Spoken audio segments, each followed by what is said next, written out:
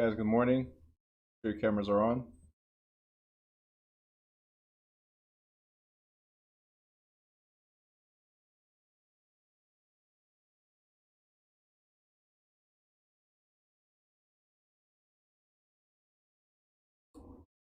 Morning, everyone. Cameras on, please.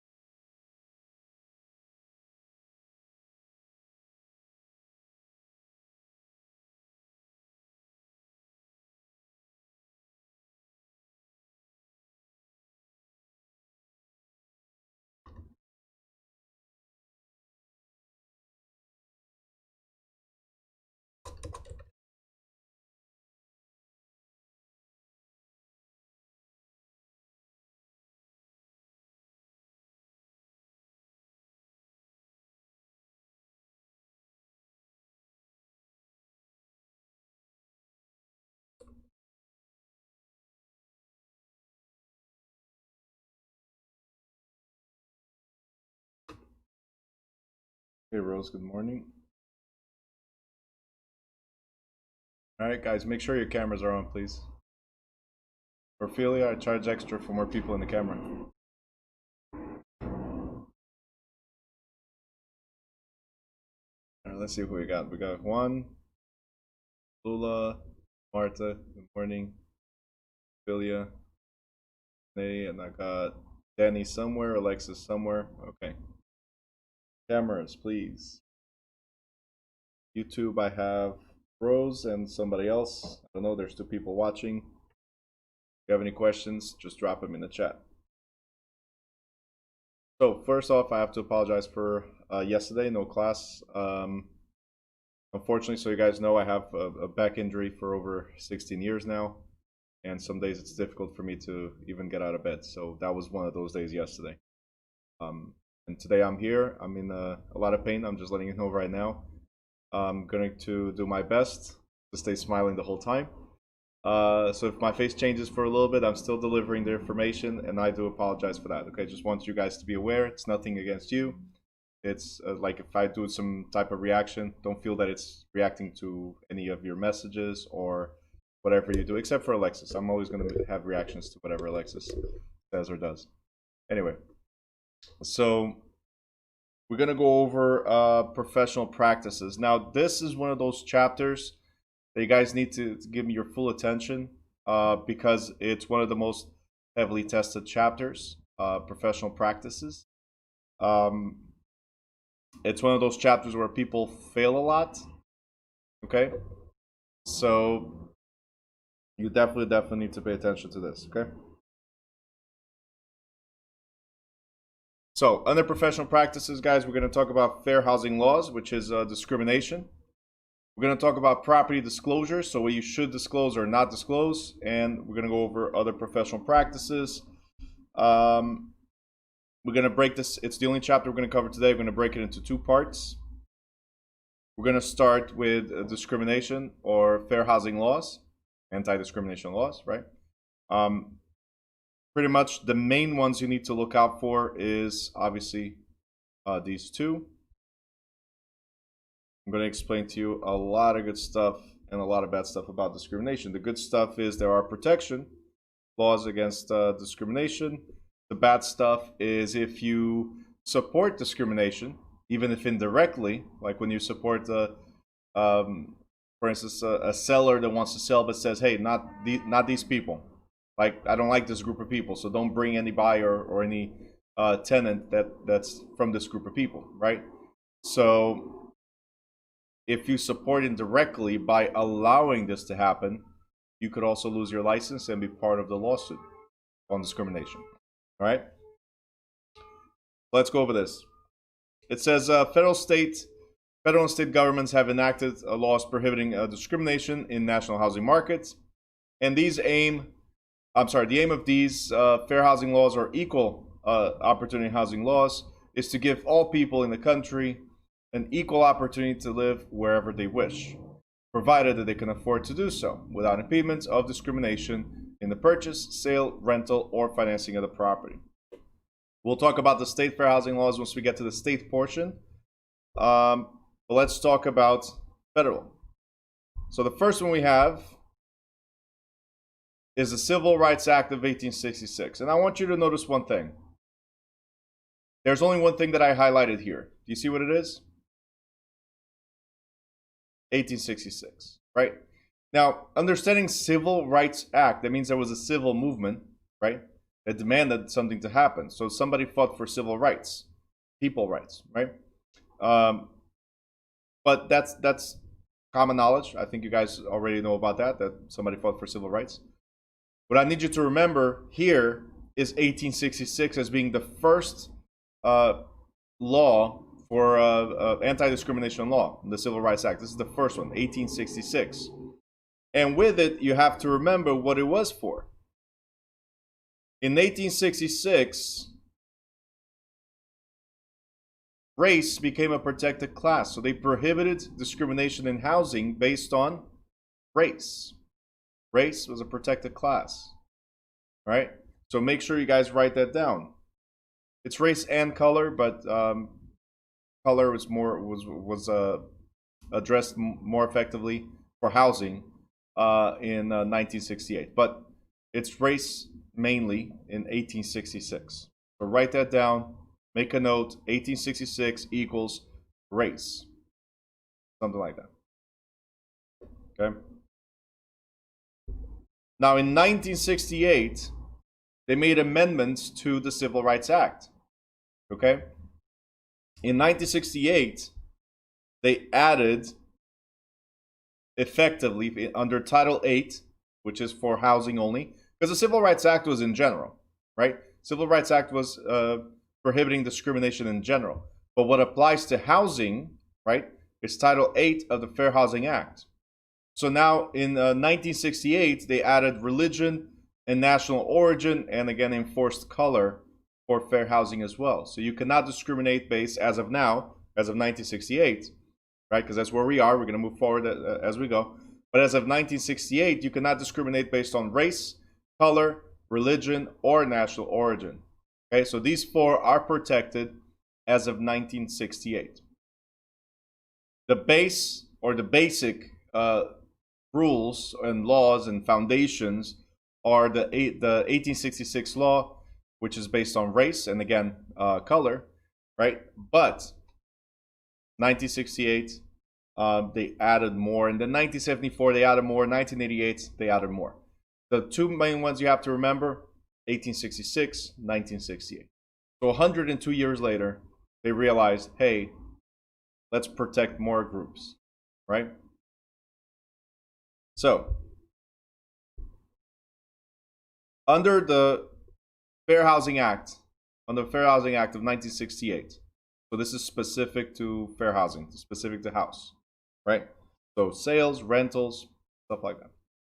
Under the Fair Housing Act, they created pretty much a guideline of what's assumed to be illegal discrimination. So yes, it says illegal discrimination because there's legal ways to discriminate. Believe it or not, there's legal ways to discriminate. I'm going to show them to you in a little bit. Okay? But talking about illegal ways to discriminate, this is common sense. That you cannot conceal, for instance, or hide available properties represented they're not for sale or rent, or change the sale terms for the purpose of discriminating. So, hey, you kind of like don't look like me, so this property is not available for you, right? Or no, there's no properties available. But then I find somebody that looks like me and I'll be like, hey, you know what? That property is available. That's discrimination. If it's available for one, it's available for all. Okay? Simple as that. Discriminatory advertising. an agent may not advertise residential properties in such a way to restrict their availability to prospective buyer or tenant. So you cannot put some type of advertisement that says, hey, 3-bedroom, 2-bath, this single family is available for everybody except Muslims, as an example, right? Or no white people allowed, or no French people allowed, or no whatever. We cannot put direct discriminatory advertising at all. Now, obviously, you shouldn't discriminate at all, right? But your advertisement, if it is discriminatory, then automatically you could lose your license and get sued big time. Provide unequal services. So we talked about availability, right? We talked about advertisement that excludes certain groups, right? And then we have providing unequal services. What I do for one, I do for all. Again, the same thing. I cannot look at people based on their race, color, gender, national origin, religion, right? I cannot look at them and say, hey, for you, it's a little bit more expensive, right? This type of service that I'm providing. For you, oh no, I'm not going to drive around and show you houses because you are from this color, religion, national origin, so on.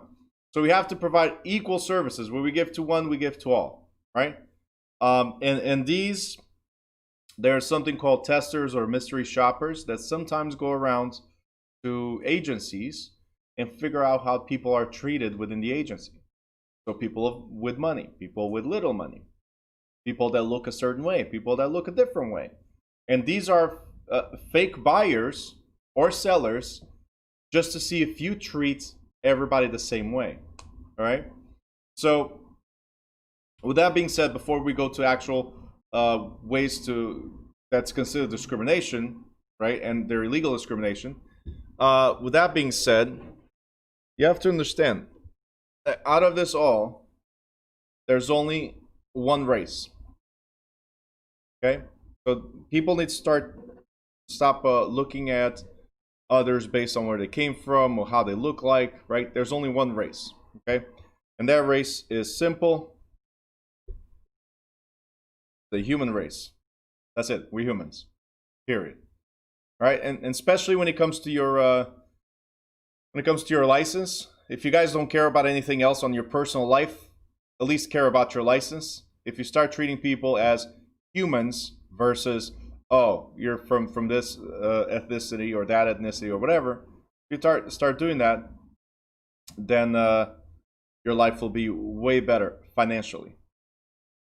Color. There's only one color. Green. That's the only color. Stop looking at people by their color. Start looking about the outcome, which is helping somebody achieve whatever they want to achieve. Right? And in turn, this color will come to your pocket if you help people. Simple. Right? And then gender and national origin. Right? But these are like the basic ones. Race and color. There's the human race and there's the green color. If you do a good service, if you help somebody achieve their goal, you will get paid. And you'll become a better human too. Guaranteed. Okay? So do not discriminate. Simple. And if you guys intend to discriminate, I'm going to show you what the penalties are in a little bit. Okay? So let's talk about steering. Okay. When you sit in the car, right? Like Clonard, I see you're in the car. Hopefully you're not at the driver's seat. Okay. But in the driver's seat, there's a little round thing, right, that we put our hands on. And what do we do with it? We steer, right? You steer the car either to or away from a particular area. Isn't that what we do? We accelerate and then we steer to wherever we want to go. Well, steering, when it comes to discrimination in housing, steering is when we're taking people towards or away from particular areas based either on our perception of where they should live, right? Or sometimes we do it on purpose, okay? So this is when somebody says, hey, I want to live in this particular area, right? And you go like, I don't think that's the area for you, right? And you start steering them away from that area. Or, for instance, I'm Portuguese. You look at me and say, Ferry Street, Newark. That's where I'm taking you. The Ironbound section, definitely Ferry Street is the best place for you. And then you take me to that particular area. It's not where I want to be, but that's where you assumed and presumed that I should be, or I would like to be, right? So you have to understand that we need to ask the client where they want to be, not assume that that's where they should be or would like to be, right? So that's steering, taking people or channeling directly or indirectly customers towards or away from particular neighborhoods. All right, that's a means of the discrimination. The next one is blockbusting. Now, blockbusting, as I usually like to compare to, is Blockbuster, right? If anybody still remembers, Blockbuster used to rent the DVDs, right? Before that, VHS and all that good stuff. The thing about Blockbuster was that they had the latest and greatest. So whatever came out from the movie theater, where would you find it first? They were big on purchasing the rights to be the first one to have that movie that just came out from the theaters. So if you did not rush to get there, like let's say you wanted to watch the movie, didn't watch it in the movie theater, or you want to watch it again because it was that good, if you did not get to Blockbuster on time, the shelves will be empty. Similar to what we have as far as Black Friday. That's what Black Friday is. It's blockbusting, right? So blockbusting is scaring people to do something. In case of real estate, it's scaring people and inducing the owners, right? Or scaring the owners to sell. Okay? We're scaring the owners to sell or rent to avoid the change in the ethnic or social makeup of the neighborhood. Okay? So pretty much what we're telling the seller, when you see blockbusting, is scaring people from the entry or the change of ethnic and social makeup of the neighborhood, right? And we're scaring them by telling them, hey, if you don't do this now, the values will go down. Look at those people. They already bought right next to you. There's another one down the block. This group of people are moving in, and once they do, you know that the house values will go down because they're not elite. They're not you. They're not your group of people. So once this diversity comes in, right, this change comes in, you will lose value in your property. So I'm scaring you to sell because of the entry of different groups into the neighborhood. So that is illegal, blockbusting. Okay? And then we have redlining. Redlining is literally, we have a map, right?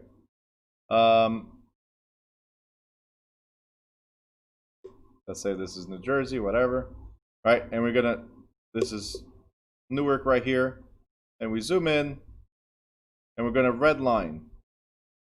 Do not rent, do not insure or issue loans in this area. So they're redlining, and the redlining means we excluded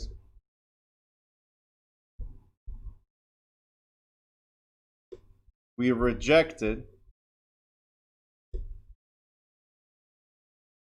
or refused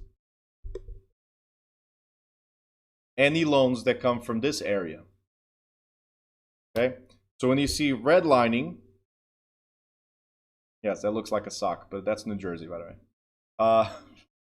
But this particular area, Newark, for instance, we excluded, rejected, or refused loans in that area.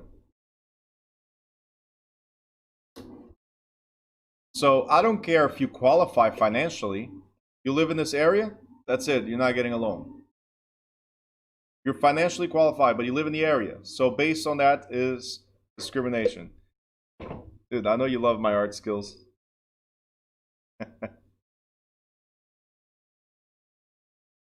Okay, you guys got it?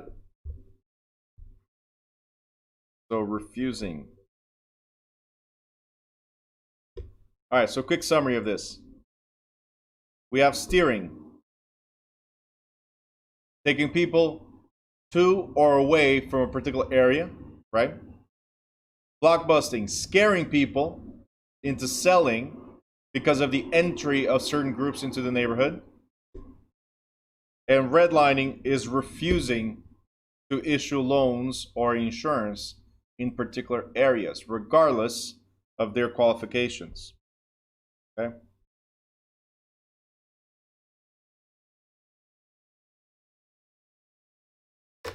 Guys good?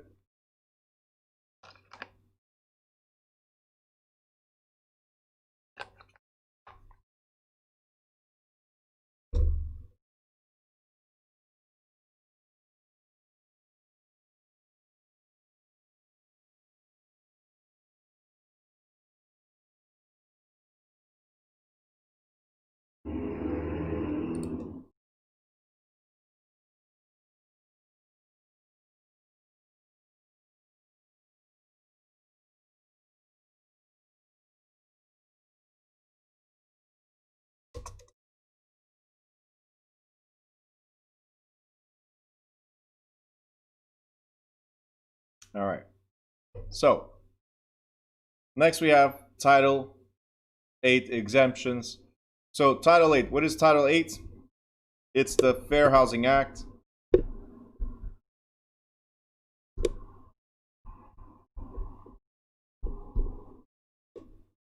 Of 1968.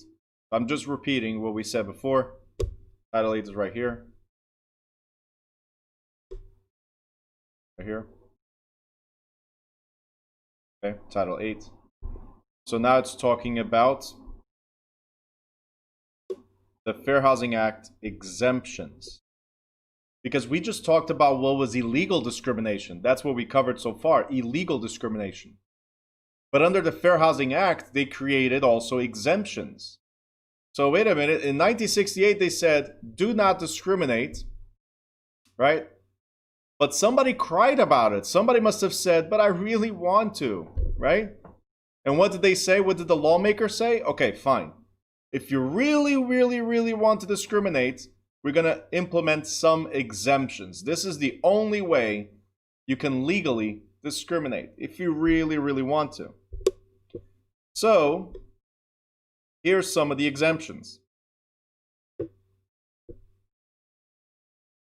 If it's a privately owned single-family home where no broker is used and no discriminatory advertising is used, with certain additional conditions, which we'll talk about later. So first of all, the first part of the exemption is you cannot have a broker involved. This means these are all for sale or for rent by owner. Okay? So if a broker is not involved, if a realtor is not involved, so whether it's a broker, salesperson, whatever, if we are not involved, then the homeowner is free to discriminate if it's a single-family home that he's trying to sell or rent. Okay? If it's a single-family home that's trying to sell or rent. But their advertising cannot be discriminatory either. So as a for sale by owner, I'm the one selling, not a brokerage. I'm the one selling my own house. I cannot put an advertisement that says, hey, I only want green people in this apartment, right? I cannot put a specifically discriminatory advertising. When people show up at my door, right, I can reject them. So this is the exemption right here. As long as I don't use discriminatory advertising and I don't use a broker, once I see you trying to buy or rent my single family, well, I can discriminate. There's additional conditions that we're going to talk about in a little bit, but for now, remember that, single family. The other exemption, according to federal law, is the rental of an apartment in a 1 to 4 unit. 1 to 4 units that is owner occupied. Okay, so write this down. It's the rental of 1 to 4 units owner occupied. So if I own a 4-family and I live in one of the units, or if I own a 3-family, I live in one of the units, or a 2-family, I live in one of the units, or a single family, and I'm renting a space in my single family where it's allowed, right? If it's anywhere up to 4 units, if it's anywhere where I live as the owner, I live there, I can discriminate against the people that will live next to me. So I can say, not you, not you, not you, not you. I can say to whoever I want, not you, right? Because I live there and I choose the people that can live in my building, right? If it's an investment home, meaning non-owner occupied, right? If it's an investment home, do I have the same right, the same exemption? The answer is no. This is strictly for rentals, right? On owner occupied 1 to 4. And of course, the advertisement was not discriminatory either. The other two, these two, I'm going to put them in the same category, and I don't want anybody offended by what I'm about to say. Okay? But facilities are owned by private clubs or by religious organizations. Yes, private club or religious organizations, right? As long as they're not advertised or leased commercially, that means they're privately leased, so they're private clubs or religious organizations, right? Then they can discriminate. They can exclude. When we say discriminate, is exclude certain people, right? So let's think about this. The same comparison I've been doing for almost 5 years now is if I have 2 gyms, I have 24-hour fitness and I have retro fitness, right? Can 24-hour fitness people come work out at retro fitness? No. And why can't they? Because they are not members. It's based on membership. So if it's a private club, and guys, we're going to create right now the New Direction School Club, and we're going to buy a building between us, right?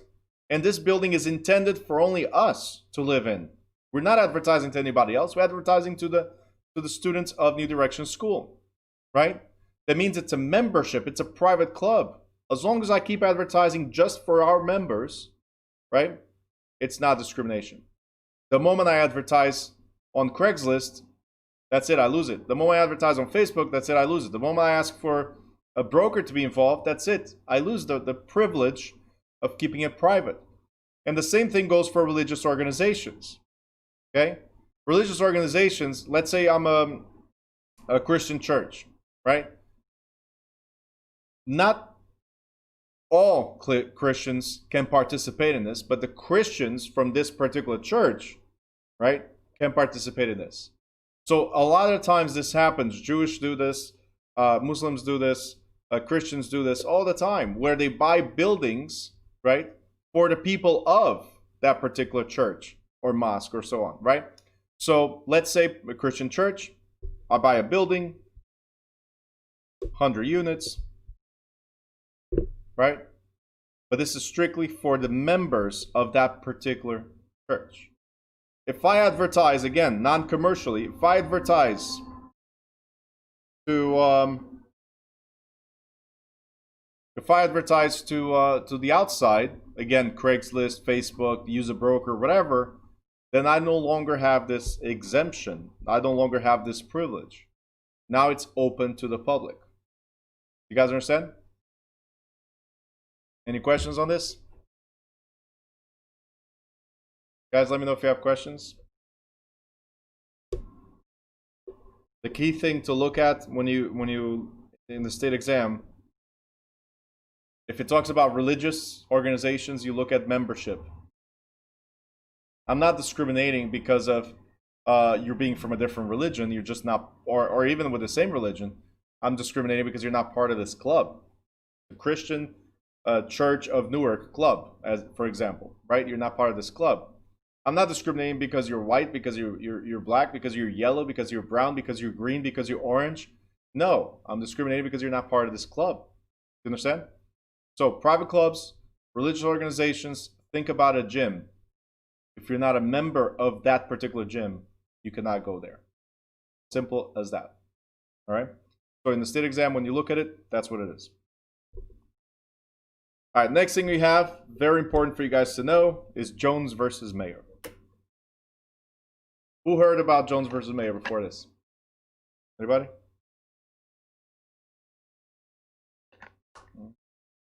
All right, Sanady, since you went like this, what do you know about Jones versus Mayer? Let me know. What do you know?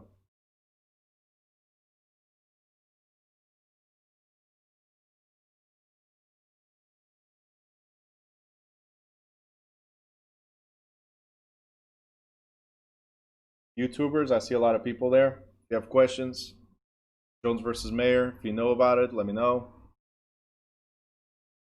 And Sanady says it was a lawsuit or something. Well, yeah, there's a versus. It says lawsuit. It was not the Sunday fight, no. It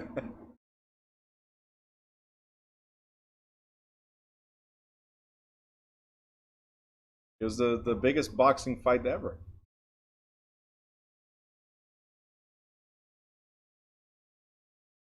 They're fighting for schools? No. Right to education? No. But that was a good attempt. Then he says the first. Okay. What do you mean the first? What's the first? The first lawsuit? Regarding? You're going to say discrimination? How do you think we got to the Civil Rights Act of 1866? It was definitely not this. All right, so let's go over this. Jones versus Mayer. This is the second most significant thing that happened in, wow, I just lost. Thing that happened in 1968. So this is in 1968. In 1968, Jones sued Alfred H. Mayer Company because they refused to rent to Jones, an African American. They refused to rent him a home in St. Louis County, Missouri. Okay? So Jones said, wait a minute, there are laws that protect me. I want to buy, and you're discriminating against me because of my race? Well, I'm going to sue you. This was in 1968. And if you guys remember, there are some exemptions, right? There are some exemptions. Jones said, yeah, there might be exemptions, but the very first law says you cannot discriminate based on race.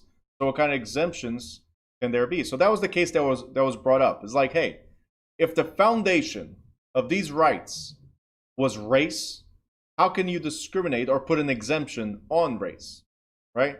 And this is where the judge determined that race is prohibited under the 1866 Act. So even though the Federal Fair Housing Act exempts certain kind of discrimination, anyone who feels victimized by discrimination based on race may seek legal recourse under the 1866 law. So pretty much, thanks to this lawsuit,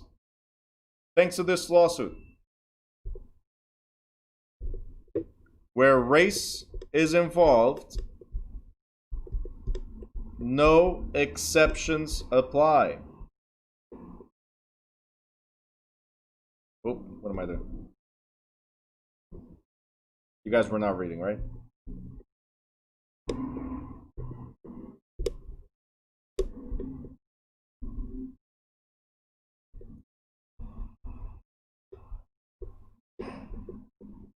Okay?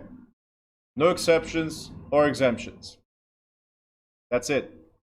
Jones versus Mayer is the case, right? The second most significant movement of 1968 that came to solidify that 1866 law is the foundation of everything. If it's the foundation, how can we put exemptions on the foundation, right? So where race is involved, no exceptions or exemptions apply. Make sure you write this down. If it's based on race, doesn't matter if it's federal or state law, it's universally accepted that if it's based on race, you cannot discriminate, period. oh, but it's my house, I can do whatever I want. Nope, not if it's based on race. Everything else, still game. But race, nope.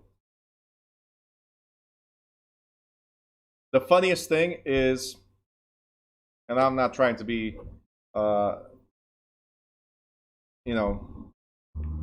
guy that knows it all, because I'm teaching this is obvious, right? But most people do not know about this. I mean, 90% of what you learn in this book, right, what is law, most people don't know, because you buy a house and you think, hey, it's my house, I do whatever I want, right? It's my house. Well, yeah, but you're under the United States roof. Remember saying that to your kids, or your parents saying that to you? You're under my roof and my rules, right? So your house is under the United States roof. So it's whatever the United States says, right? So if there's no exemptions or exceptions, you cannot discriminate, period. If you do not know the laws, learn it real quick, because it could affect you, right? And you saying, by the way, saying, oh, I did not know, when you go to court, right? It's a very old saying, ignorance of the law is no excuse, all right? So when you go to court, telling the judge, oh, Your Honor, I didn't know I cannot discriminate. Being my house, I cannot discriminate against the person that's going to live next to me, right? The judge will tell you that's not an excuse. You not knowing is not an excuse. The laws are clear and widely known. They're available everywhere, especially now on Google. Easy search, right? Discrimination laws. Search it. What can I do? What can't I do? Search it. And by the way, if you're going on Google to search when you can discriminate or not, that's a problem too. Right? Alexis got it. Nidia got it. Right? Juan as well. Right? Imagine going on Google. I would like to discriminate. Like Siri. Right? Siri, how can I discriminate? Because I really want to discriminate. Right? And Siri says, based on the Civil Rights Act of 1968, here's a few exemptions. Right? That shows that you are a discriminator. I messed with somebody last week that did my practice exam, and she had 2 out of 6 on the discrimination on fair housing. So I sent her a message, good to know that you discriminate. She was like, what? What are you talking about? Out of 6 questions, you only nailed 2. That means you had 4 answers wrong. That's the majority of the answers are wrong in that particular category. So you are a person that discriminates. Like, no, like, it was all flustered trying to explain, no, I don't discriminate. And I said, no, I was just joking. The thing is, and you guys need to pay attention to this, is that the questions regarding discrimination in the state exam and the school exam, right, are very tricky. They're very tricky because it's kind of like, you know you shouldn't discriminate at all. But then they're going to ask you questions like, when can you discriminate, right? And in your mind, and guys, this is what I'm trying to say, that I'm not the superior to you guys at all. I'm just like you guys, because when I got this question, there's a particular question in the state exam, I got stuck for 14 minutes in a question. And that question was about discrimination and involved this right here, which I'll explain when we get to the state portion, right? So I got stuck in it because, first of all, my mom always taught me not to discriminate. That's the first thing. Then I come to this class, right? And I'm looking at this, wait, we can discriminate, right? And then I'm in the state exam and I'm trying to figure out, the question is, when can you discriminate under federal law or under state law, right? So that's how the question goes. Under state law or under federal law, right, the 2 variables, when can you discriminate? And they give you 4 options. And you look at all 4 options and you're like, neither one of these sound right. There should be a 5th option that says none of the above, right? But no, there's exemptions, and that's where I got stuck. I got stuck for 14 minutes on this exemption right here. 14 minutes trying to figure out, when can you discriminate, right?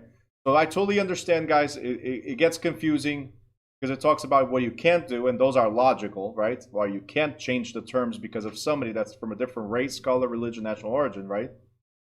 But then they throw something at you, a curveball, says, hey, you can discriminate, so tell me when can you discriminate, right?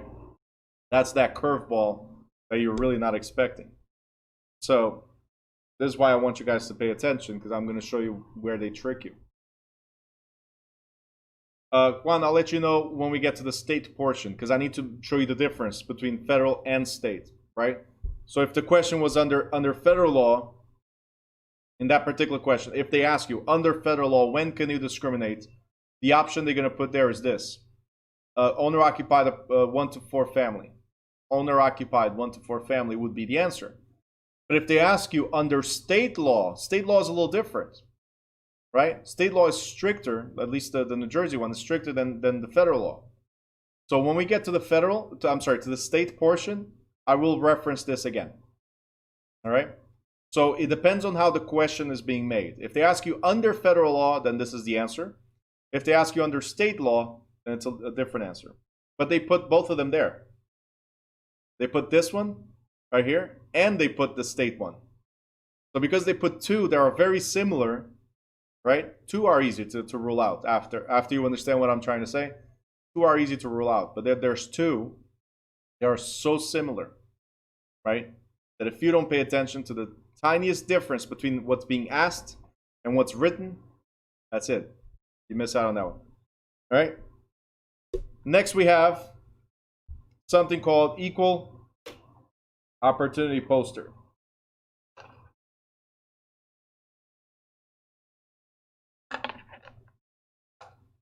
All right, equal opportunity poster. So the equal opportunity poster is very simple. It's a poster that you have to have in your office. And if you don't have it in your office, right, there's the federal poster, which is this one, and we have a state poster as well. If you don't have them and you get investigated for some reason, like somebody said you discriminate, right?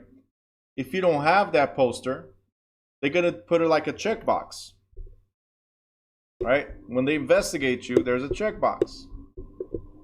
A checklist, I'm sorry, right? And the first question is, poster, is it available or not?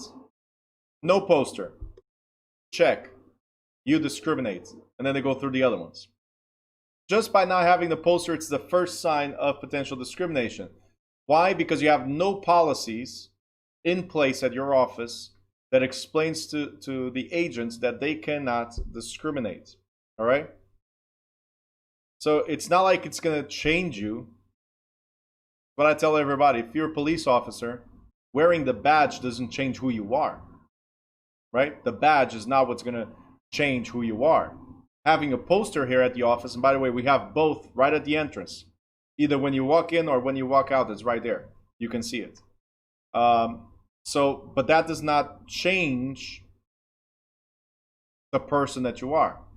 So we have to implement, besides the poster, we have to implement rules and training at the office so people don't discriminate. Rose, you're saying that you are lost. Can you tell me, besides being on YouTube, where are you lost?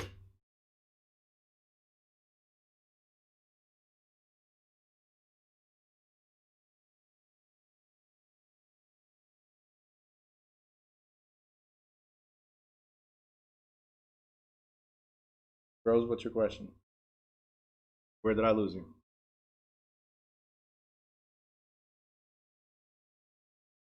Sorry guys, just give me 1 second.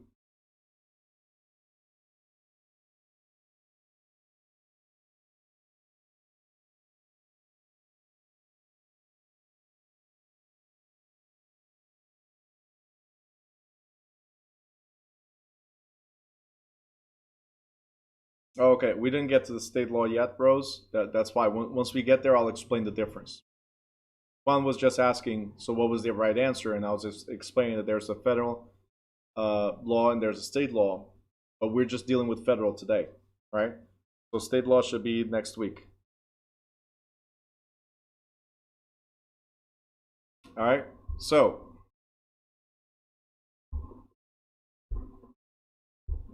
next thing we have is Fair Housing Amendments of 1988. So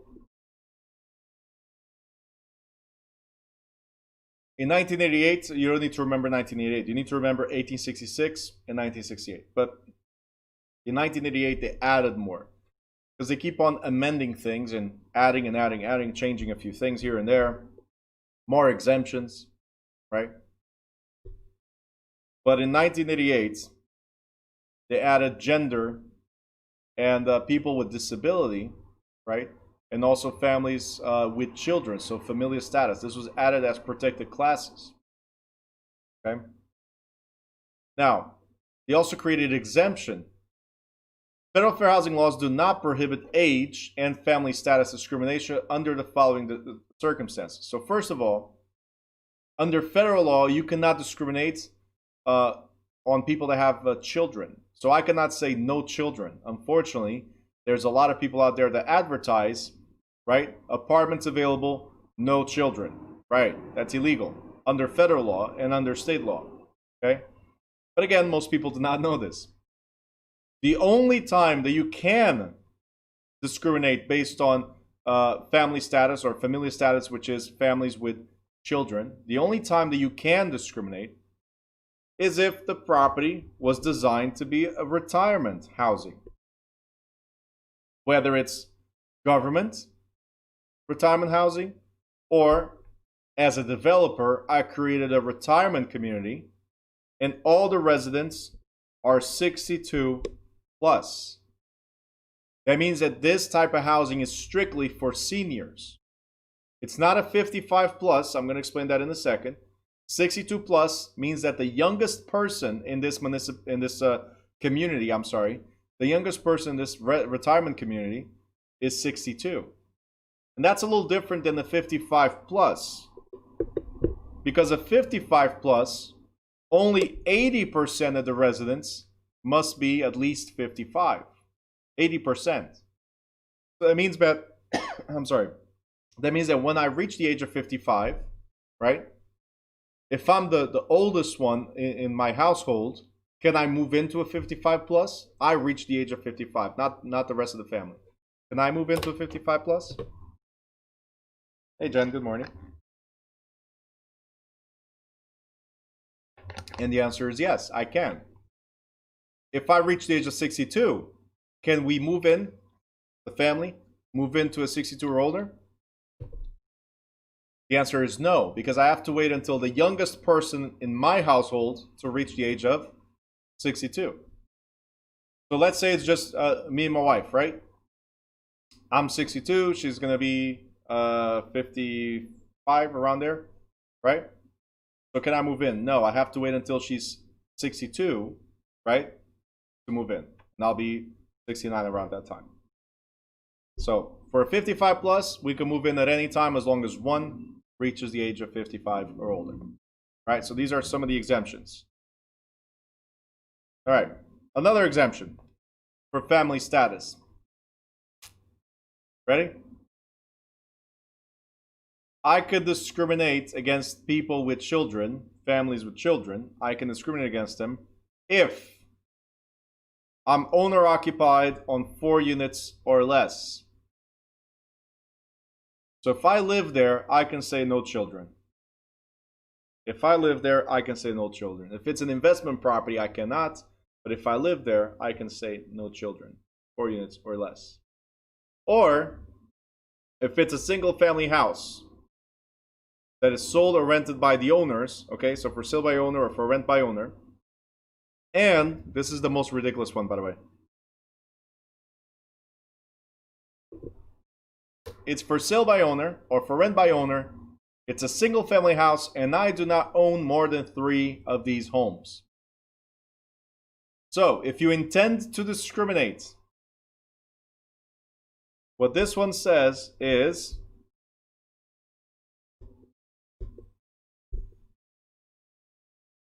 very simple. If you intend to discriminate, this is a one family only.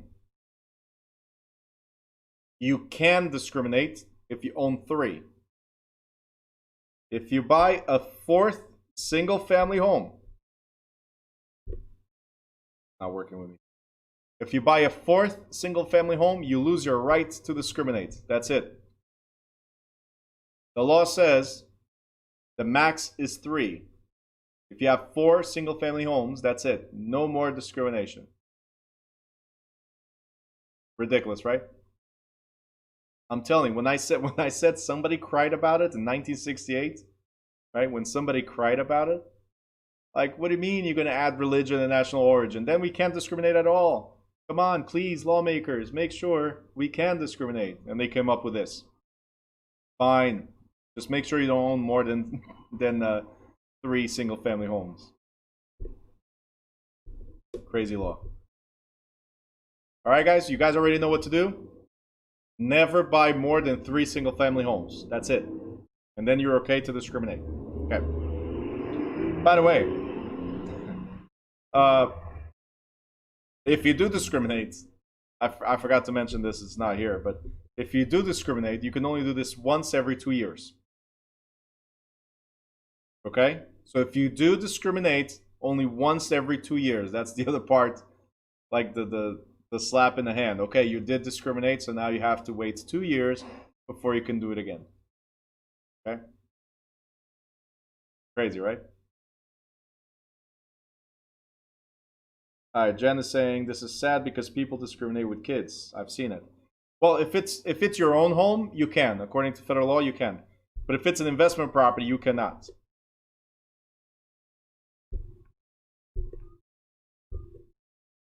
Sucks, but that's the way it is. All right, discrimination by the client. This is what I was telling you before. If the client discriminates, right, that's their problem. Right? Right? If they discriminate, that's their problem?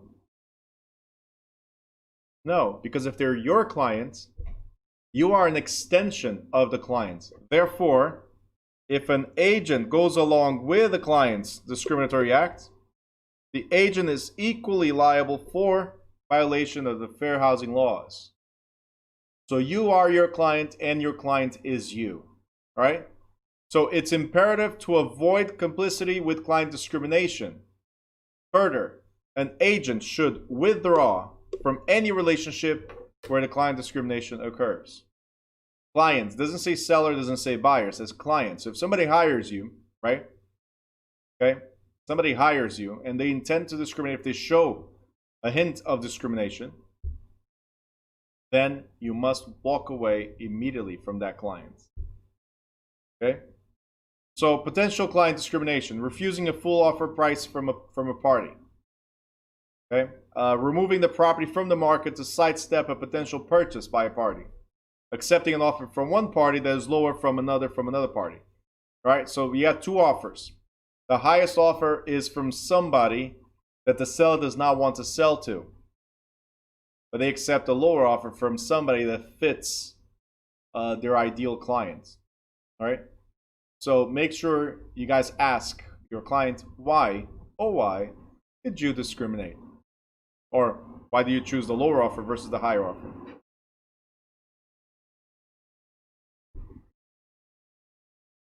You guys with me so far?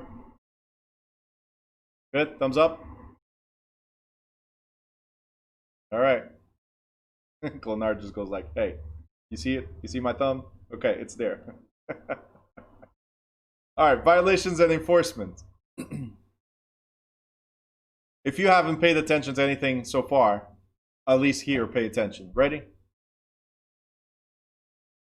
Let's start with the fact that it says, persons who feel that they have been discriminated.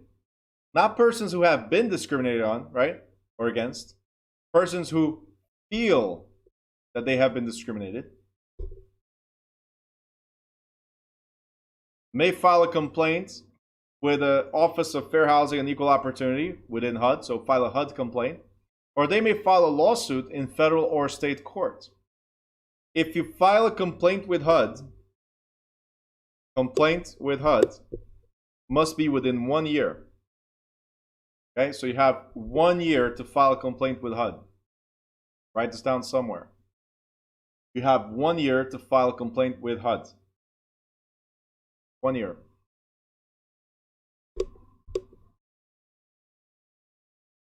If you want to file a lawsuit, you have 2 years to file a lawsuit in federal or state courts. All right? So, write this down. HUD, 1 year. Federal lawsuits, 2 years. If you're filing a complaint with HUD, you have 1 year. If you're filing a federal lawsuit, you have 2 years.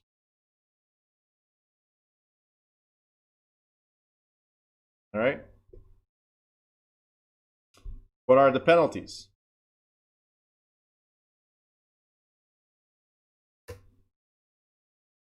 If discrimination is confirmed in court, the respondent may be enjoined to cease practicing his or her business, right? For example, a discriminating home builder may be restrained from selling available properties to buyers. Also, the plaintiff may be compensated for damages, including humiliation, suffering, and pain. In addition, the injured party may seek equitable relief, so money, including forcing the guilty party to complete a denied action, such as selling or renting the property. And finally, the court may impose civil penalties for first-time or repeat offenders. I just want to point something out that's not written here, but it has to be pointed out.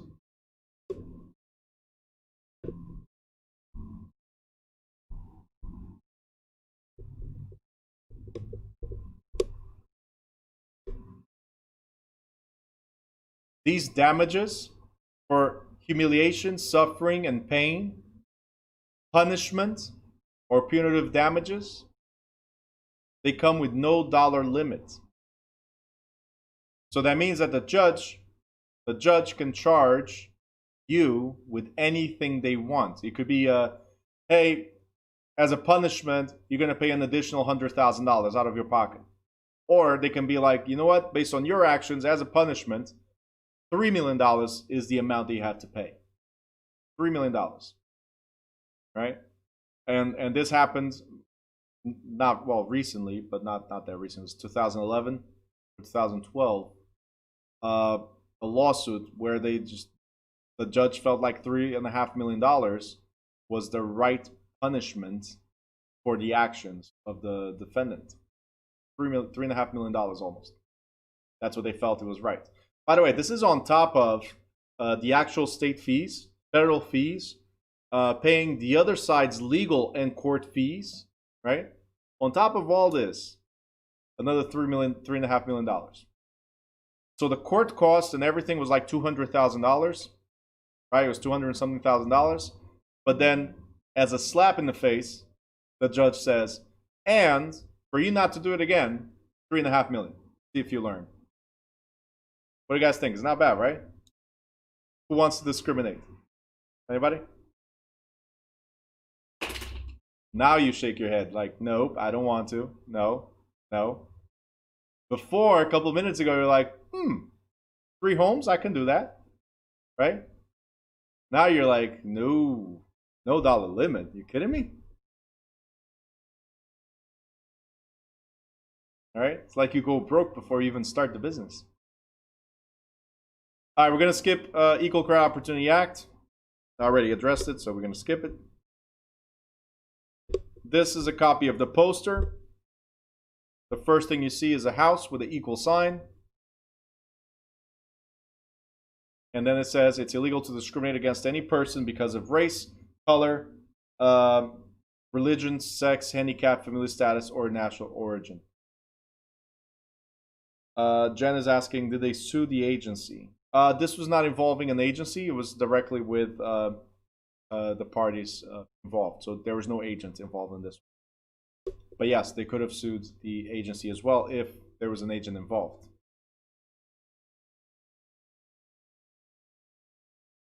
All right, next we have ADA.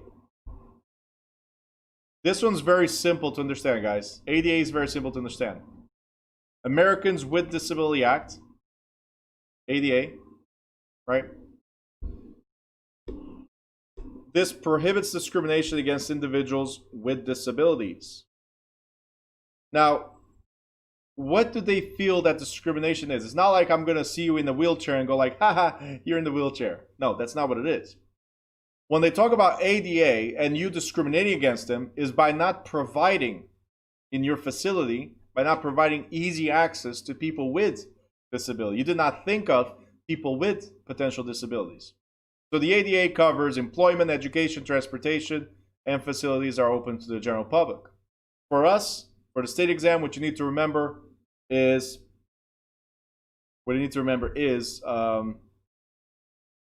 Title 3, which addresses public and commercial accommodations. Okay? So, make sure you write this down. ADA equals people with disability in commercial facilities. Okay? Commercial properties. ADA is for people with disabilities in commercial properties. There's going to be a question in the state exam regarding residential. Residential does not apply. Okay? I don't have to change my house to accommodate somebody that has a disability. Can I? If you ask me, sure. If you ask me to change something to accommodate you, I can. But I'm going to charge you for that. You guys understand? I'm not obligated as a residential homeowner. I'm not obligated to restructure my house for somebody with a disability. Can I do it? Yes, but I can also relay that cost to you. ADA, however, forces commercial buildings or any public building to have accommodations for people with disability. So ADA applies to people with disability under commercial properties. But there's one more thing to remember, which is they do not force us to restructure the whole building. They ask us to have reasonable accommodations. Reasonable accommodations. So we will modify the property, and we'll look at this in chapter 24 again, but we'll modify the property, right, for disabled persons so they can access without difficulty, without hindrance, right? But they say reasonable accommodations. What is reasonable? Well, sometimes it's as simple as, right here, widening the doorways. That's cheap, easy to do. Changing the door hardware. Changing how the doors open. Installing ramps. Lowering wall-mounted telephones and keypads. Supplying braille signage and providing auditory signals. Everything that I mentioned so far is cheap, right? Just like barriers to be removed. Putting, for instance, a handicap parking space, right? It doesn't change the fact that it was a parking space. It's just you're reserving it for a handicap. How expensive is that for you, right? To put a sign there that says handicap only, right? So what they're saying is, if the facility, for instance, I'm sorry, when the existing barriers must be removed, when the removal is readily or reasonably achievable, and that is that it's not cost prohibitive. Okay, not cost prohibitive. So the new construction and remodeling must be higher standards. If it's a brand new construction, they must consider already the way people enter, the benefits that they have to have, all that stuff, right? If the building or facility do not meet the requirements, the landlord must determine whether restructuring or retrofitting or some other kind of accommodation is most practical. So to make it simple, again, to make it simple, ADA, people with disabilities in commercial properties, reasonably achievable at low cost. Okay? So I don't have to restructure my whole building to put an elevator for people that cannot walk to get to a third floor. I don't have to, right? If it's easy to do, I should have done it already. That's the way they see it, right? Like an elevator. How hard, how expensive is it to put braille markings on those buttons? How hard is it to put auditory signals? You see what I'm saying? Putting a ramp is like $400, $500 maybe. Right? Why isn't there a ramp for people to easily enter the building? Stuff like that. Reasonably achievable and at low cost. All right? You guys good? All right. If there's a question in the state exam regarding residential landlords, do they have to accommodate to people with disabilities? The answer is no. Right? The answer is no. Not residential, the answer is no.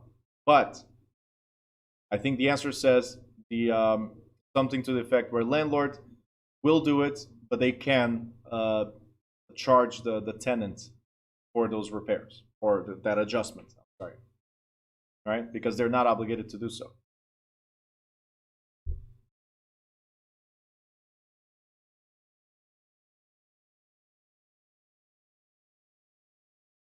All right, so we're done with fair housing. Make sure you guys understood those.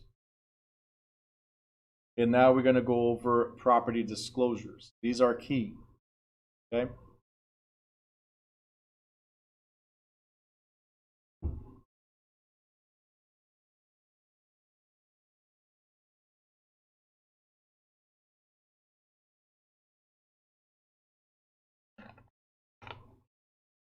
All right, so we're going to start with residential property condition.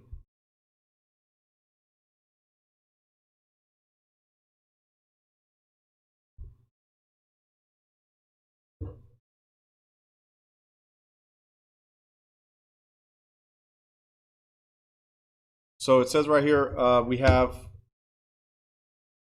seller's residential disclosure form. What you need to remember about this is very simple. Every listing that you guys get, you should ask the seller to fill out a disclosure regarding the property conditions. Simple as that. Okay? And it's very simple to understand. Who knows the property better than the seller? You think you're going to know the property better than the seller? No, you walk in there, you look at the property, you do our visual inspection. That's what we do. It looks fine, right? And we document based on what we see, because that's all we can do. But then we have to ask the seller, right? We have to ask the seller to explain what they know about the property, to describe any potential issues with the property or not, right? So that's called the seller's disclosure form. And many states, or most states actually, they require that every listing is accompanied by that seller's property condition disclosure form. That's all it is, okay? So the form will describe what issues they might have. One of the things you guys need to understand is that, for instance, if a defect does in fact exist, then the seller, and the seller does not describe it, right? Does not mention it, then that's called intentional misrepresentation. So if they did it on purpose, and this is what we got to tell the sellers, hey seller, I'm like your doctor. If you don't tell me the issues, right? If you don't tell me the issues with the property, tell me everything, I cannot market the property properly.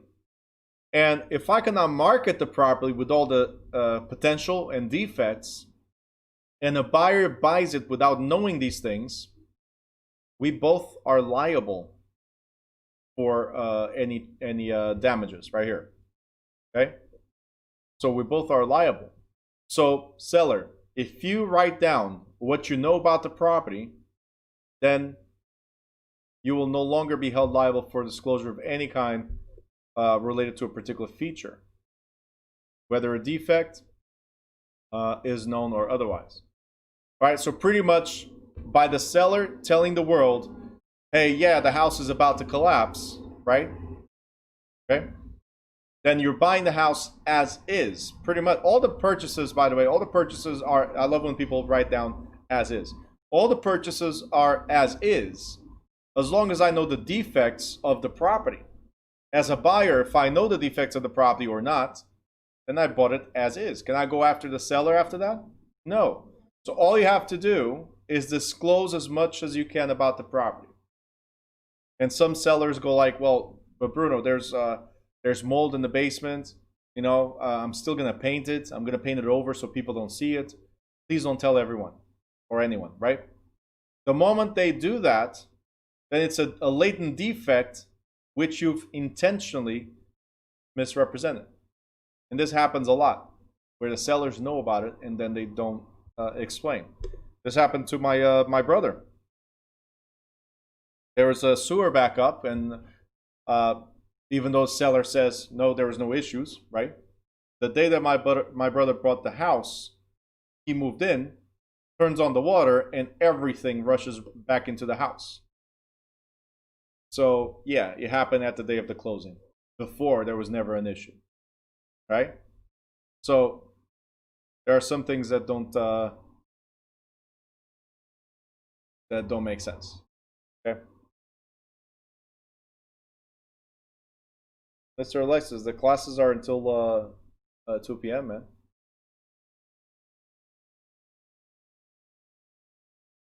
These people get used to other people being in the car, and boom, that's it. Hey, can I listen from the car? Go ahead. Just make sure you're paying attention, please. Sunay says, but that's why you need your own inspector, right?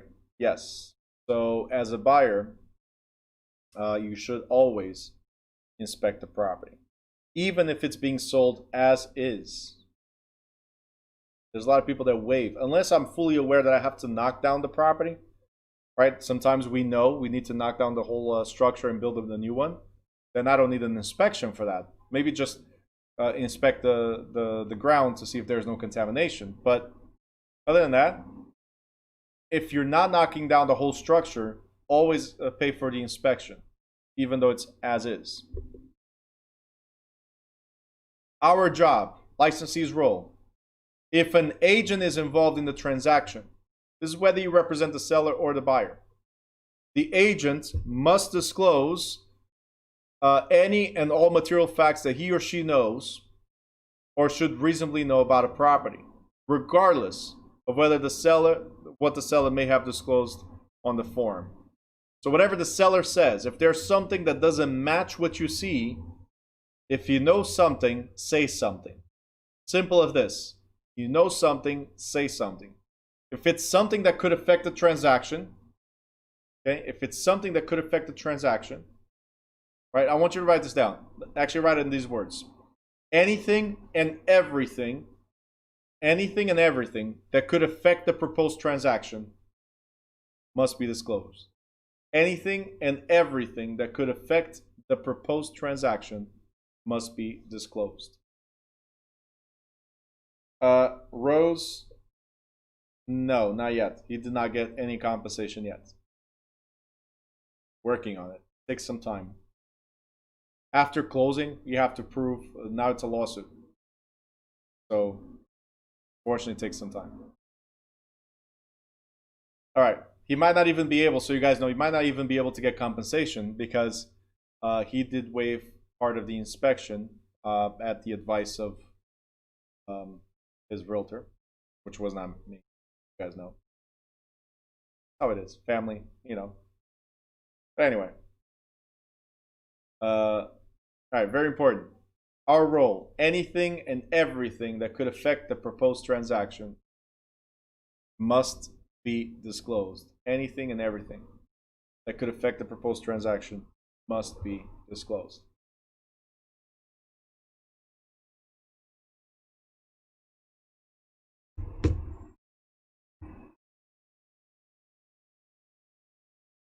You guys good? Yep. All right, next. Property condition and material facts. As explained on the chapter on agency, a very important chapter as well, combines with this one. An agent has the duty to inform the client of all material facts, reports, and rumors that might affect the client's interest in a proposed transaction. So like I said right now, anything and everything that could affect the proposed transaction must be disclosed. A material fact is one that might affect the value or desirability. So if I know that there's issues with the property like mold, right, or a leak, or a crack in the foundation, why wouldn't I disclose that? That changes the value of the house, right? So these are material facts. Our opinion of property's condition and adverse facts about property condition, title defects, environmental hazards, and property defects. In recent years, the disclosure standard has been raised to require an agent to disclose items that a practicing agent should know, okay, whether the agent actually has knowledge or not, and regardless of whether the disclosure furthers or impedes the progress of the transaction. Okay, so whether you know or not, there are some things that you should know. Okay, so these are things like you could have investigated. There's called negligence, right? It was available and you did not know.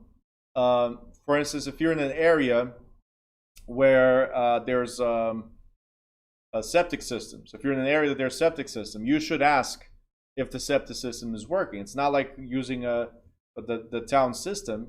You have your own septic system. So you should know if they should be inspected or not. Different types of inspections. And you should advise your client have the septic system inspected as well, right? Things like that.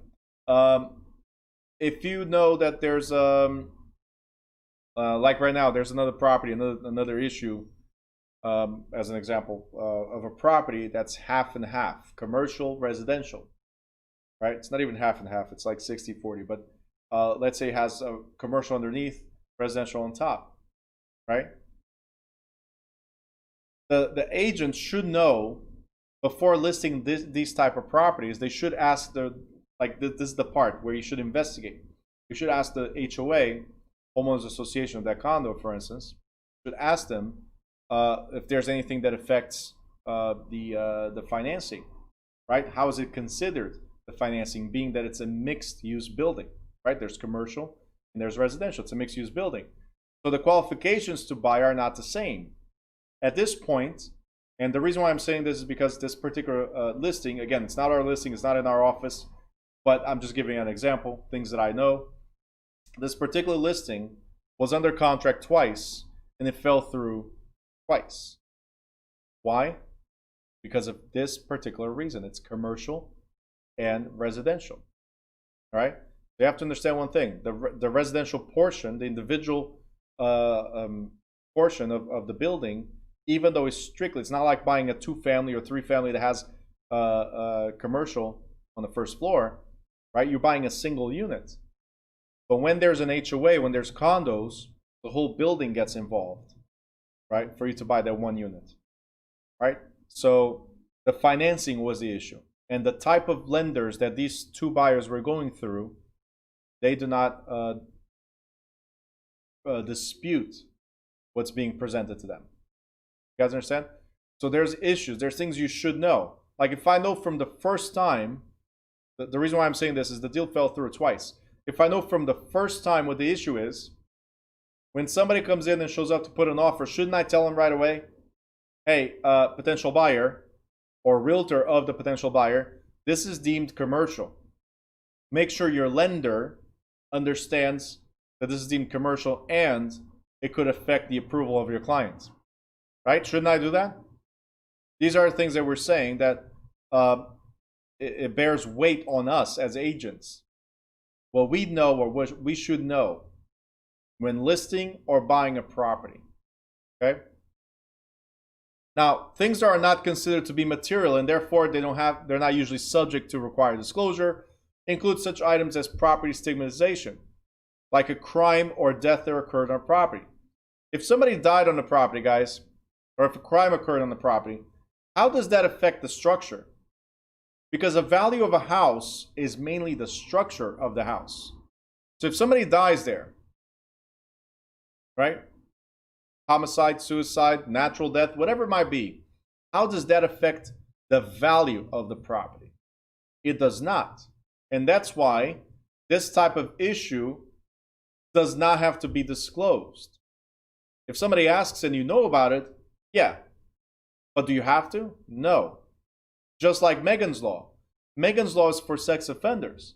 Sex offenders need to be registered with the state, county, everywhere, right? They need to be registered. People need to know, the public needs to know that you are a convicted sex offender, right?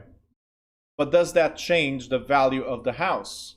If 2 doors down, there's a sex offender, are you going to negotiate the price of my house that you're trying to buy because there's a sex offender, right? It does not change the value of the house, right? So these are things that we are not required to investigate or to provide. Lula says, what if it's haunted? Asking for a friend. It's always for a friend. Well, then the first thing you have to do, Lula, is prove to me that it's haunted. The day you can prove to me that something is in fact haunted, then maybe this will be considered a material fact and the judges will consider it in a court of law. You got it? Plus, here's the other side of it. Let's say if it's haunted, okay, and there's different groups of people. Guys, raise your hand Raise your hand if you would not buy because it's haunted. Raise your hand. Okay? Now raise your hand if you would buy regardless, because it doesn't matter. Nope. Okay? 3 people.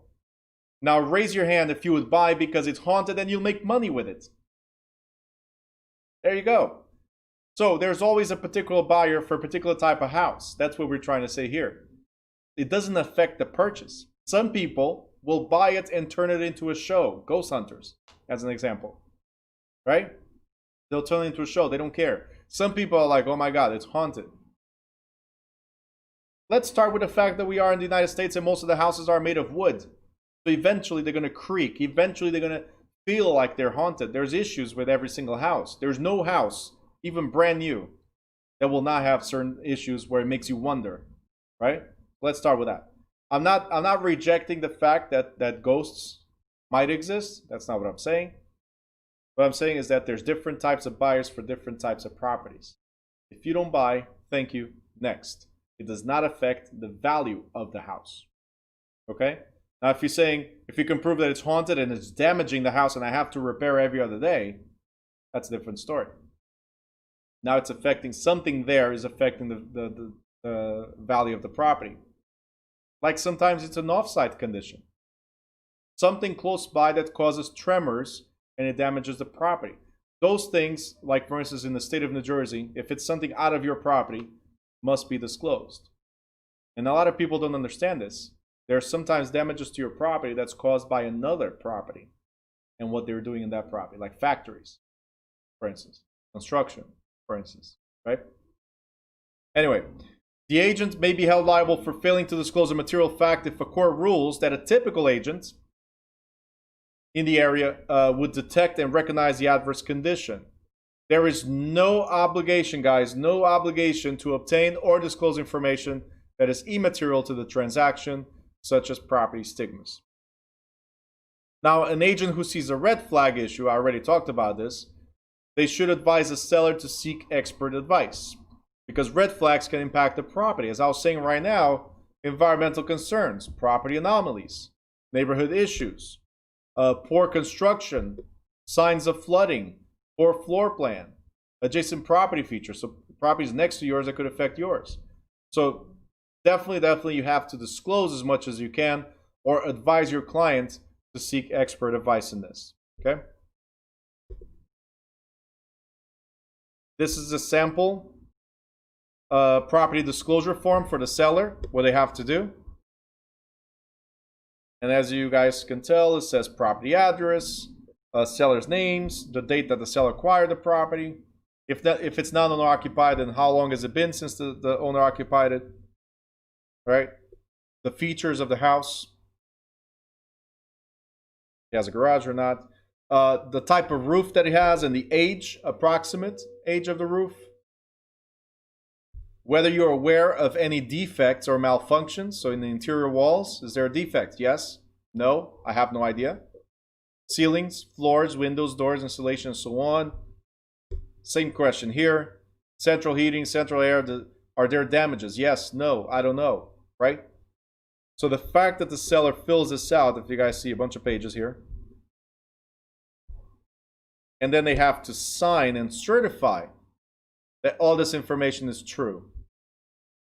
And then the buyer has to sign it as well, saying, yes, I received this disclosure form. I'm fully aware of what the seller has mentioned, and I'm now liable. That's what it is. When it transfers to the buyer, I'm now liable to do my due diligence, right? And research the issues that the seller has brought.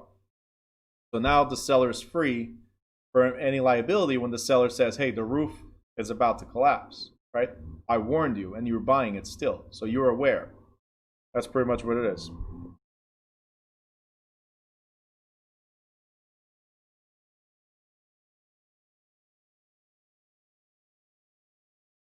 All right, in chapter 8, we talked about these things, lead-based paint, mold, and so on, right? This is the one that's most heavily tested, is the lead-based paint. If the property was built before 1978, you guys know by now that you must disclose that the property was built before 1978, and you must disclose that there's potential lead-based paint in the property. This disclosure must be included in the contract, and you must provide a pamphlet or a booklet on protecting your family from lead in your home. So again, this is the most heavily tested portion of the environmental section, right? If there's mold, there's signs of moisture, right? Then you should be able to identify that this property has certain issues and disclose to the potential buyer that there might be mold. Asbestos, as we mentioned, this is just a quick review of environmental issues. Asbestos, while harmless in its original condition, it can cause lung cancer if its dust filters into the air. So we inhale these tiny filaments. Once it breaks down, once it's damaged, we might inhale these, and it becomes dangerous. They lodge into your lung, and it could cause lung cancer over time. So if it is found in a home during remodeling or renovation, it must be removed by professionals. Okay, asbestos has to be removed by professionals. Rose, no. Rose is asking, what if a crime committed in the house? Should the agent tell the buyer? Rose, how does that affect? This is the question. How does that affect the value of the house? How does that affect the structure of the house if somebody else committed a crime in the house? Okay? These are things to think when you see these questions in the school or state exam. Crime, death, noisy neighbors, right? How does that affect the value of the house? And by disclosing these things, how does that affect the seller? It's not the seller's fault, right, that your neighbor is a sex offender. It's not a seller's fault that your neighbors make a lot of noise. The house is a house. And tomorrow, those neighbors might not be there either. But the house is the house. The structure is the structure, right? These are things to remember there, okay? Air quality in the house, we talked about carbon monoxide, radon, right? Water quality needs to be tested. Here's carbon monoxide. It's odorless, colorless, and toxic gas. So I'm just going through because you guys already know these. Right? Faulty septic systems. I mentioned this right in the beginning that now of this section. That if it's something, you're in an area where they have septic systems, then you have to advise the client to do an inspection of the septic system as well. It's not regulated by the municipality or provided by the municipality. It's a private septic system. Radon, very important. Radon, just like carbon monoxide, is an odorless or colorless gas and also tasteless gas, right? That is created in the ground where uranium and radium exists. Prolonged exposure to radon can also cause lung cancer. Okay, between carbon monoxide, radon, right, and a fire hazard, these are the reasons, so smoke, these are the reasons why you cannot live in a basement in certain areas. It's a high level of radon, okay? High levels of radon. Not proper testing carbon monoxide or entrance and exit of your basement, as an example. Okay, so radon gets trapped into your house. If it's trapped into your house and the levels go up above 4 PCIs or more, right? So the compression levels of that gas go up to 4 PCIs or more, or I'm sorry, not compression, condensation levels, 4 PCIs or more, then it's dangerous for you to be in that basement. Even if it's a single family, your room should never be in the basement, okay? If you spend there a short amount of time, and that time you spend there, you're awake, then your body reacts to air, the oxygen, and tells you, hey, get out of here, right? Just like carbon monoxide, the same issue. When you're sleeping, then you're just getting everything into your body. So make sure, radon, carbon monoxide, and smoke, so fire, these are the reasons why you shouldn't be in a basement. In certain areas, have high levels of radon. All right, uryl formaldehyde is just a UFFI, is just a weird name. Once you see this weird name in the exam, if the question shows up, weird name in the exam means insulation. Okay, so simple. Weird name, insulation. Simple as that. Urea formaldehyde was a type of insulation used in the past.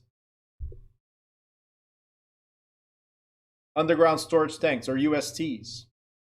So USTs, underground storage tanks, is what we use for heating oil, for instance, or the gas for the gas stations.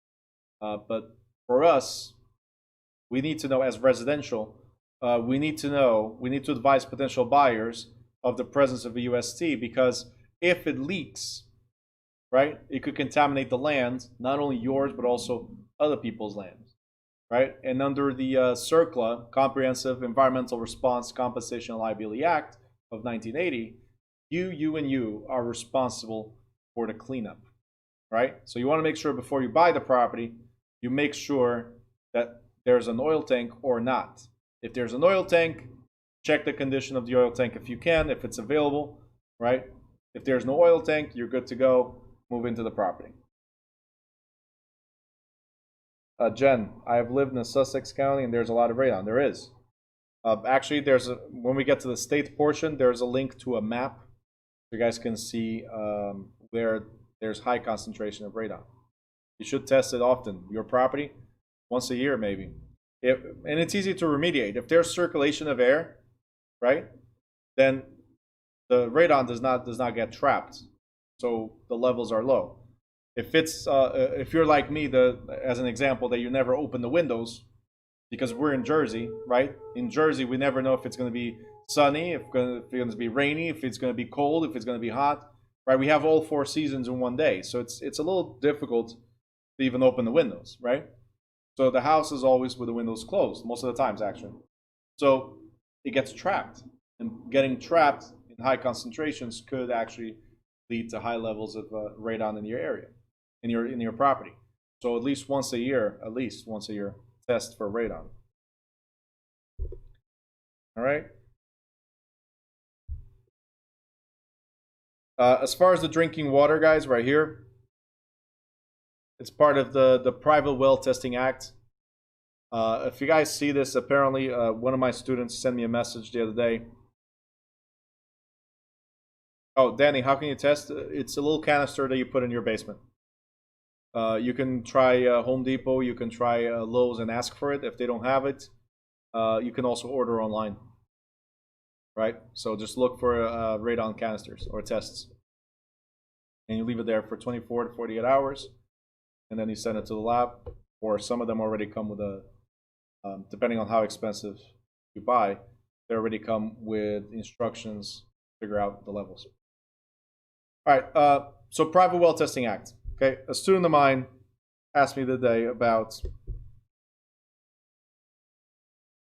sorry, and I can't type because I dropped the pen.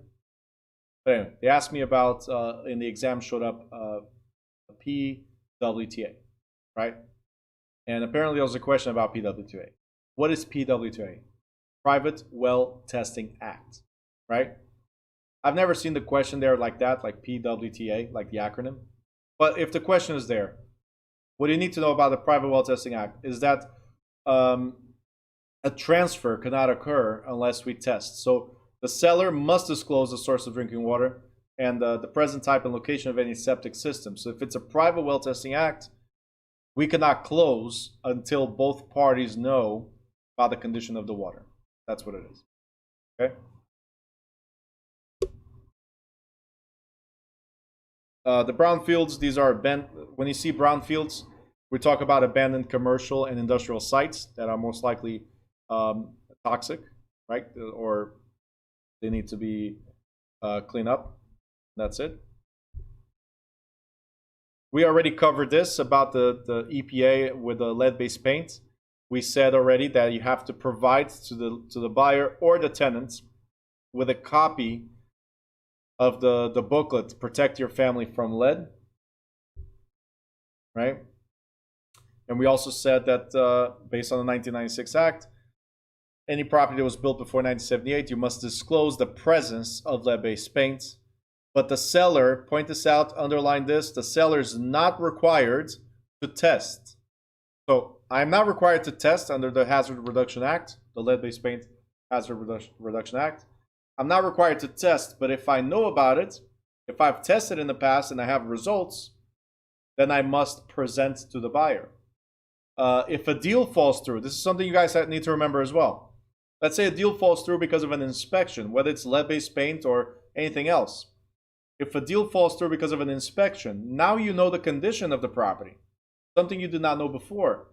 So if there's a new buyer, right, to buy the property, and you have the results of an inspection, and you have not corrected the issue, you have to disclose to the buyer, hey, I did not inspect for lead-based paint or whatever the issue might be. I did not inspect for it, but the previous inspection report came with this. Boom, the list. The buyers need to be aware of anything and everything that could affect the proposed transaction. If it's based on lead-based paint, the buyer, please underline here, the buyer must have a 10-day period for lead inspection. So they're not bound to any contract. They're not bound to any contract if it's based on lead-based paint. They're not bound to any contract within the 10-day period. 10 calendar days, by the way. Not business, it's calendar.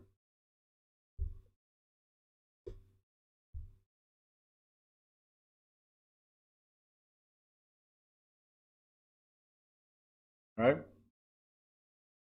The next page we have CERCLA, like I said, in the Comprehensive Environmental Response Compensation and Liability Act. We mentioned this in Chapter 8.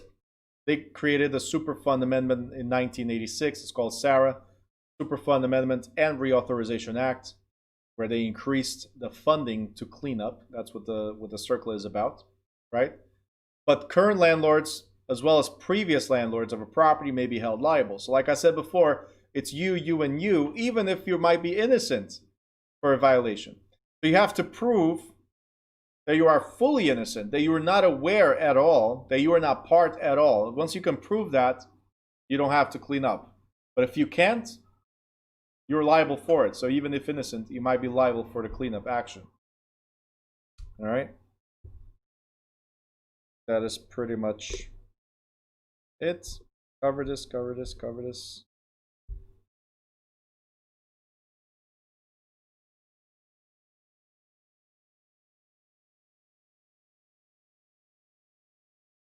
Okay, we already said this as well. Guys, if you know the results of an inspection, right? Again, I just mentioned this. If you know the results of the inspection, now it must be disclosed every potential buyer. If you know the results of the inspection.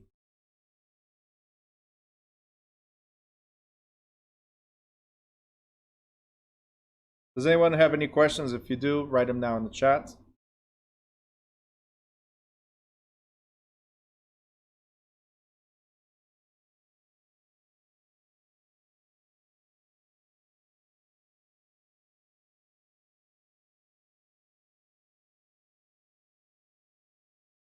Any questions, please write them in the chat before I move forward.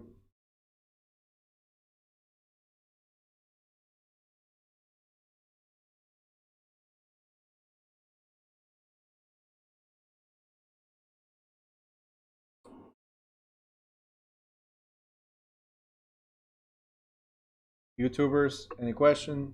Zoomers, any questions?